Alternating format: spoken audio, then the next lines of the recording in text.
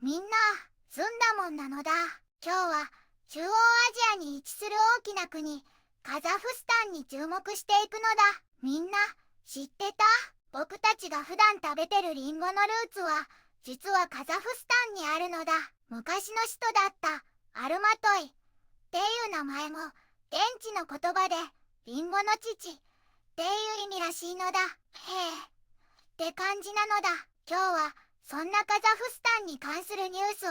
なんと3つも紹介するのだ。中でも特に注目なのがカザフスタンとロシアのトップに関するニュースなのだ。カザフスタン大統領プーチン大統領に祝辞アンカレッジ首脳会談の結果受けという記事があるんだけど、これ世界中でいろんな憶測を呼んでるすっごく重要な出来事なんだよ。プーチン大統領とアメリカのトランプ大統領のサミットが実は3対3形式で行われたとか、いろんな裏側があるらしいのだ。どんな話だったのかめちゃくちゃ気になるのだ。この動画が面白いなって思ったら高評価とチャンネル登録ぜひお願いするのだ。それでは早速今日のニュースを一緒に見ていくのだ。カザフスタンは中央アジアの中心に位置するとても広大な国なのだ。首都は未来的な街並みが魅力のアスタナで、かつてはヌルスルタンと呼ばれていたのだよ。1991年にソ連から独立し、現在は大統領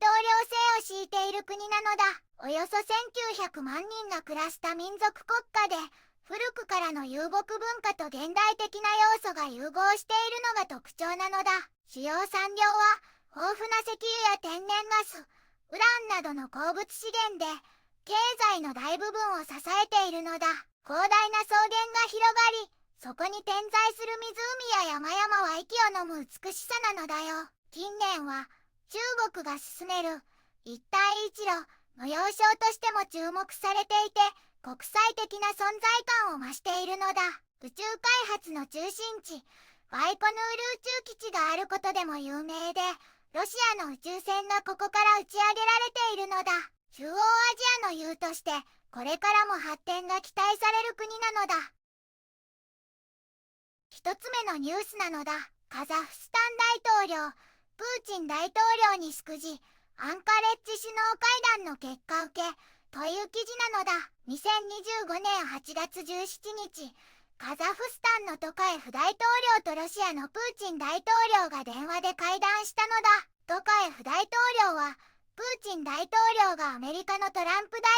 統領とアンカレッジで開いたサミットの成功を心からお祝いしたのだ。トカエフ大統領は、この話し合いによって、アメリカ側がウクライナに関するロシアの考えを今までよりもっと理解できたと評価したのだ。これは複雑な問題の解決に役立つし、国際的な関係を深めるための画期的な出来事だったと考えているのだ。プーチン大統領もこのアラスカでの会談のいくつかについて話したのだ。最後にトカエフ大統領はエネルギーの分野で協力してくれたことにプーチン大統領に感謝を伝えたのだ。ちなみにこのプーチン大統領とトランプ大統領のサミットはもともとは2人きりの予定だったけれど、実際には3対3の形式でおよそ3時間も行われたのだ。トランプ大統領の隣には国務長官のマルコ・ルビオ氏らが、プーチン大統領の隣には外務大臣のセルゲイ・ラブロフ氏らがいたのだ。会談が終わった後、両国のトップは報道陣の前に姿を見せたけれど、質問には答えず、短い声明だけを伝えたのだ。二つ目のニュースなのだ。外国メディアが報じるカザフスタン情勢。アルメニア首相が歴史的平和進展と経済機会の中でカザフスタン訪問へ、スターリンクの打ち上げがカザフスタンの地域デジタル化を促進。2025年8月17日11時38分という記事なのだ。カザフスタンに関する外国メディアの最新報道をまとめたのだ。アルメニアの首相がカザフスタンを公式訪問するのだ。これはアルメニアとアゼルバイジャンの歴史的な平和合意後で、カザフスタンが中立な仲介役として地域の安定と投資機会を深める重要な場になるのだ。新しい輸送路 TRIPP の貿易を活性化させる可能性を秘めているのだ。次に、高速イン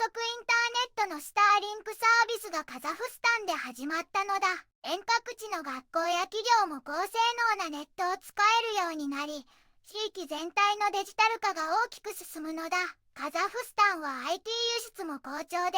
デジタル化の先進国になりつつあるのだ。さらに、カザフスタンの観光産業も急成長中なのだ。2029年までに年間1500万人の観光客を呼び込み、観光収入を100億ユーロに増やすことを目指しているのだ。空路拡大やビザ免除、観光地の近代化、そして観光客向けのスーパーアプリ、開発など、たくさんの施策が進められているのだ。ユネスコの世界遺産登録も期待されているのだ。そして、中央アジアで初めて、ビットコインの現物 ETF がカザフスタンで導入されたのだ。投資家は規制された安全な方法でビットコインに投資できるようになるのだ。カザフスタンは安価なエネルギーと有利なルールでビットコイン採掘の中心地となり、今では地域で最も開かれた仮想通貨市場になっているのだ。米国やカナダ、香港に続き、ビットコイン ETF を提供する国の一つになったのはすごいことなのだ。3つ目のニュースなのだ。カザフスタン大統領、インドネシア独立80周年に祝意という記事なのだ。カザフスタン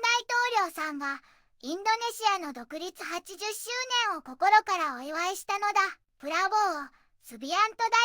統領さんにお祝いの電報を送ったのだ。電報の中では、カザフスタンの首都アスタナとインドネシアの首都ジャカルタはお互いを理解し合って共通の価値観でつながっているから協力関係がとっても素晴らしいって高く評価していたのだ。これからもこの仲良し関係をもっともっと強くするために一緒に頑張りたいって伝えていたのだ。そして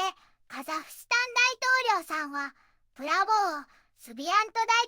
統領さんの賢い政策とリーダーシップがあればインドネシア共和国はきっとこれからもどんどん成功すると信じているのだ。このおめでたいニュースはカザフスタン通信社が発表したのだ。ちなみにカザフスタン大統領さんは少し前にもインドの独立記念日をお祝いしていたのだ。カザフスタンは広大な国土と豊かな資源を持ち、国際社会で存在感を増している国なのだ。ニュースからもデジタル化や観光の発展、ビットコイン ETF 導入など多岐にわたる分野で大きな進歩を遂げているのが分かったなのだ。引きは兵への貢献や友好関係も深めていて、これからもますます発展が期待されるのだ。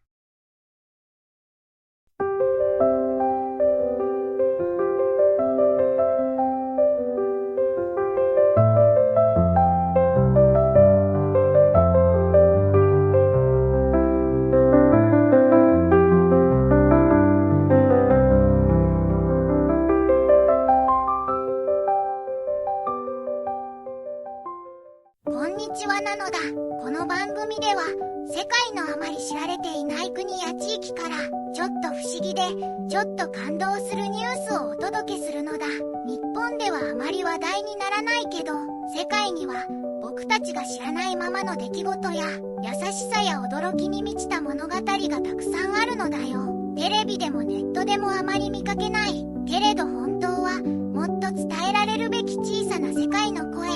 そんな声を僕と一緒に見つけに行くのだ。さあ、一緒に知られざる世界の旅を始めるのだ。